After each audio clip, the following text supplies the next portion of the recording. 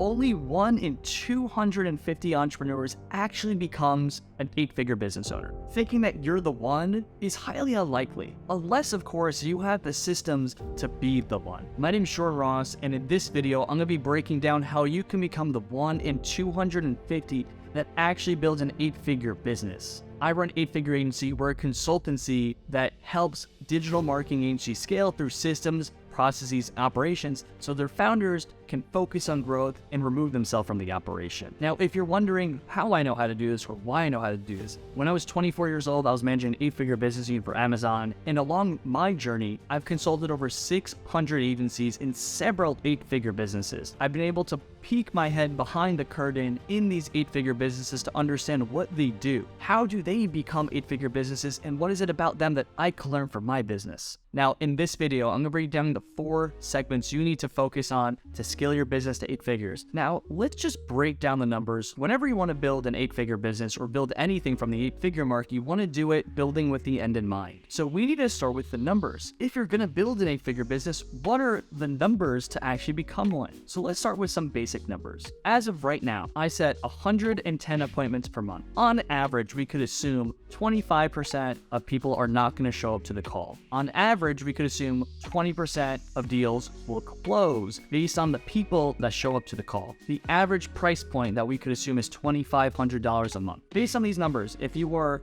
adding 5 new retainers a month, starting out with a foundation of 15 new retainers a month, each quarter, increase that about 5. Each quarter, you set about 37 new appointments, and each quarter, your no-show rate's about 25%, and each quarter, your closure rate is about 20% on calls that show up. With a monthly retainer of $2,500, it will take you, starting from a foundation of around $2 million in ARR, it will take you 14 to 15 months to hit the $10 million run rate. How the fuck do we actually do this? So let's break this down. When it comes to appointments, we've been able to get to 110 appointments pretty simply. Twitter has been a gold line for us. On Twitter, January 2022, I started with 100 followers. Since then, in a period of about 13 months, I've been able to add 34,000 followers. I'm roughly averaging about 1,000 to 1,500 new followers a week right now, and on average, we are setting anywhere between 80 to 90 appointments directly from Twitter, whether that's through Twitter inbound, people going to my website, people going to my email list. So if you want to see how I'm doing this, just follow my Twitter, Jordan_Ross_8F. Study what I'm doing. Look at how I'm tweeting. Look at how I'm doing threads, giveaways, and mind maps. Look at how I'm adding value on a daily basis with basic tweets, and look at how I'm driving people to book call. My strategy to grow this now is pretty simple. We are going to be doing retargeting ads on Twitter. If you follow me and you are in my niche, we are using a software called Mainline for Twitter that is going to target agency owners, and we're going to retarget them with call to action, bottom of funnel ads. My assumption is that this will help us add at least 37 calls a month. On top of that, we are adding cold calling, and we are partnering with Cold Rude Johnson. He runs a cold calling agency, and we're going to be leveraging his team. He says that their cold callers can book 2 calls a day, calling about 250 prospects. We've already scraped about a list of 5,000. So if we do this, we could assume each cold caller that we have will book 2 calls a day. So if you have about 20 work days in a month, it's fair to assume 1 cold caller will lead to 40 calls in a month. So every cold caller we add will help us close roughly 5 new deals a month. On top of that, we can do retargeting ads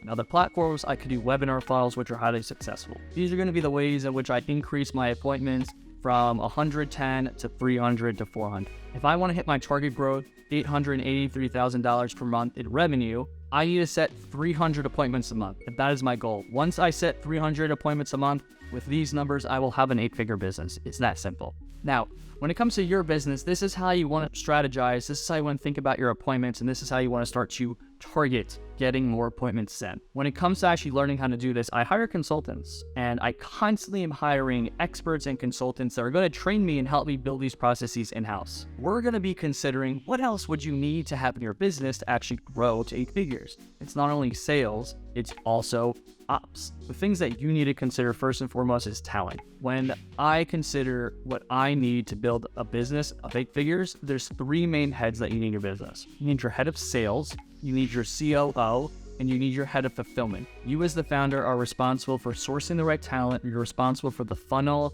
the culture, and making sure your business and revenue continues to grow. Your head of sales is responsible for closing rates and bringing in new clients. Your COO is responsible for the whole operation, making sure everything is seamless and making sure all the parts interweave and that everything is scaling appropriately and managing all of your talent. Your head of fulfillment is going to be responsible for your direct service offering or service offerings. The way I found my COO was hiring a consultant that ended up being exceptional. So what you want to consider, someone as a COO needs to be able to be a leader, have management experience, and want them to be 8-figure talent. You want them to be an operator and integrator. You don't want them to be a visionary with a lot of ideas. So the first thing you need to start looking at is who are people I could collaborate with? Who are people I could source? Who are people I can steal from other agencies? If you got these 3 seats, you'll be really in shape. Once you get that, you need to start to consider, how am I going to increase my capacity? If you're going from 15 new retainers a month to 20, you need to start to plan for your capacity. Some of the processes you need to consider are building out an effective onboarding process. So we're bringing on roughly 30 new clients a month. We have an onboarding specialist, and one of her major functions is to make sure all the new Slack channels are made, all the clients are fully onboarded, and every client finishes their onboarding within their 2-week period, and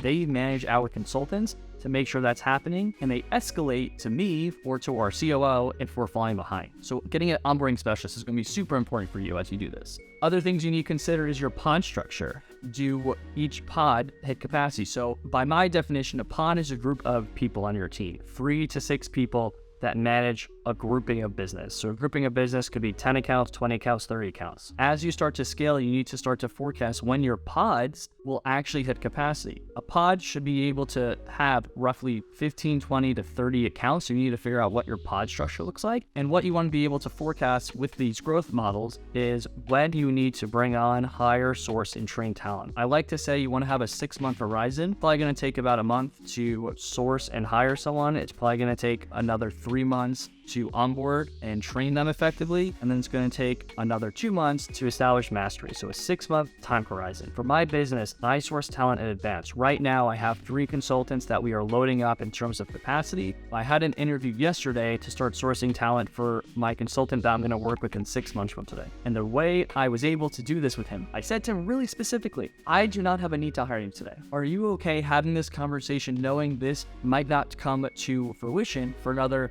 3 to 6 months? And I said that because if he's on board, what I can do is slowly train him. I could give him 1 client at random, and he could have an ad hoc client on the side of his full-time job. And what I do for that is I bring in really small accounts. Clients that are doing 5K to 20K, we'll give them discounts, and we'll bring them in with the new team member. We'll train that new team member on 1, 2, 3, 4, 5 accounts. So by the time we're ready to transition them in, we've already trained them, so we don't need to waste time. After that, you need to really establish what your team process is going to look like and your business process is going to look like. How is your business going to be structured? What is the ideal ratio for the pods? How many clients can a pod have? And when is it time for a new pod to start? For a manager of a pod, so you have a pod manager and then you have a manager who has multiple pods. So for an operations manager or a senior operations manager, what's the ideal ratio for that? You need to start to forecast these numbers based on your growth model so you know which roles to hire for and source for. Now, that will help with fulfillment. When it comes to actual executing, it's going to be critical that you go to one of my YouTube videos in the past where I made a video on how to scale a 7-figure business and how to build a best-in-class operation. You're going to want to watch those videos. If you follow those videos, you'll build really good processes. But what's going to be so relevant for your business is management. Management's going to be the reason you hit 8 figures. Management's going to be the reason your LTV stays at a top-tier class because management is responsible for retaining talent and developing talent. As you do this, as you scale, management is going to have to spend time in what I call one-on-ones. One-on-ones are times where you sit down with talent to review how they're enjoying their job, how their life is going, and where they need to develop. And your managers, when they do a one-on-one process, they retain your talent, they make your talent feel special and valued, and they also help your talent build a training plan. These training plans are what are going to be critical for your growth. As you scale, you're going to start to bring on talent that needs to get aligned with your processes. Now, the workflow and the 8-step plan that we talked about in a prior video will help you set up a strong onboarding process because your team members will plug directly into your workflow. Your managers will have to go through that onboarding process with your new team members. They will be responsible for training them, making sure they are up to date. This is going to take up to 6 months. So you guys need to start considering and building training plans and onboarding plans so your managers could drive that without you having to worry. And here's the final thing. You need to make sure your managers understand how to train talent. And here's what I mean. Training takes time, and the best in the world know how to train. When we cram something, we could build new connections and they could eventually prune. What's most important about managerial training is immediate repetition and adoption and application. Then, once we start to build a process where our team members are applying what we teach them, they need to have an auditing process. The auditing process is the most important part of training your team. If you were to play a sport, like basketball, for example, when you learn a new dribbling move, the most important thing is to practice that move. But sometimes you can't see what you're doing well. Sometimes the defense might take the dribble away from you, and you need to have a coach step in to tell you what you did wrong. This is what we need your managers to do. We need your managers to audit your team.